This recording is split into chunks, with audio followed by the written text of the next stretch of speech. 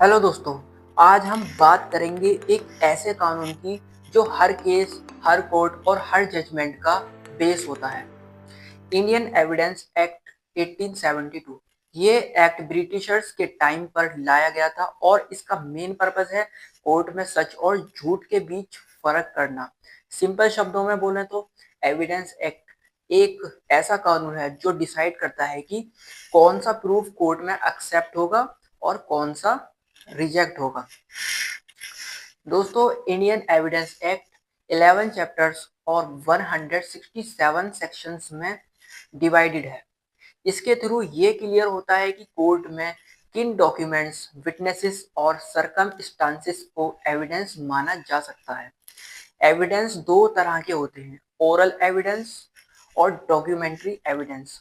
Oral evidence मतलब जो गवाह कोर्ट में अपनी आंखों देखी या सुनी हुई बात बताता है, और डॉक्यूमेंट्री एविडेंस मतलब पेपर्स, रिकॉर्ड, इलेक्ट्रॉनिक डाटा या कोई भी लिखित प्रूफ जो सच्चाई को दिखाता हो।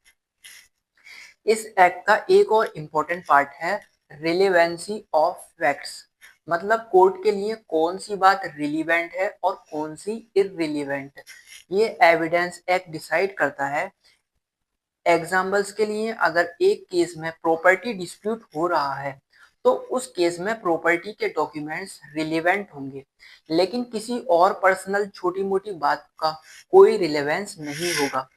इस एक्ट में प्रिजम्पशन भी होते हैं, जैसे कि अगर एक रजिस्टर्ड डॉक्यूमेंट है तो कोर्ट मान लेती है कि वो जेन्युइन है जब तक कोई उसे चैलेंज न करे। इसी तरह बर्डन ऑफ प्रूफ भी डिसाइड होता है एविडेंस एक्ट के अंडर, मतलब किस तरफ को अपनी बात प्रूव करनी है।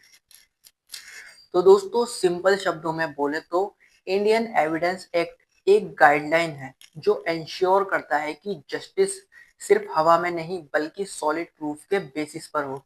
यही वजह है कि इस एक्ट को कानून का बैकबोन कहा जाता है। इसके बिना कोई भी जजमेंट अधूरा होगा। अगर आप लॉ स्टूडेंट हो या कम्पिटिटिव एग्जाम की तैयारी कर रहे हो तो इंडियन एविडेंस एक्ट समझना बहुत ज़रूरी है, क्योंकि इसी के थ्रू हम समझते हैं कि सच्चाई कोर्ट में कैसे प्रूव होती है। तो दोस्तों, यह था इंडियन एविडेंस एक्ट 1872 का एक छोटा सा ओवरव्यू। अगर आपको ये वीडियो पसंद आई हो तो लाइक, शेयर और सब्सक्राइब करना ना भूलें। मिलते हैं नेक्स्ट वीडियो में एक नए टॉपिक के साथ। Thank you. और अगर आपको इस वीडियो से रिलेटेड इसके नोट्स चाहिए तो हमें कमेंट सेक्शन में डीएम करें।